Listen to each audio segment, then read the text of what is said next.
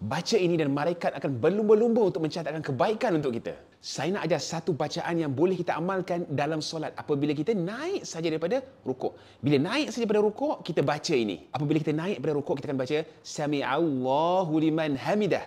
Rabbana walakal hamd. Itu apa yang biasa kita baca kan?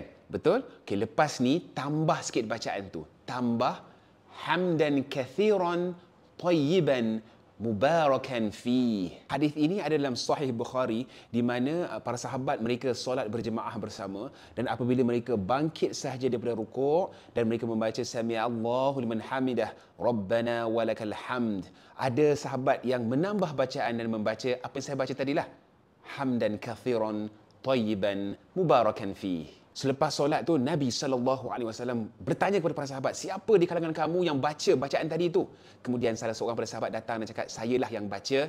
Dan Nabi SAW katakan, lepas engkau baca bacaan tersebut, 30 malaikat datang berlumba-lumba untuk mencatat pahala kebaikan untuk engkau. Jadi jom kita mula amalkan lepas ni. Bila kita bangkit sampai daripada rukuk, Sami'allahu liman hamidah Rabbana walakal hamd. Kita tambah sikit saja lagi, kita baca hamdan kathiran tayyiban mubarakan fi.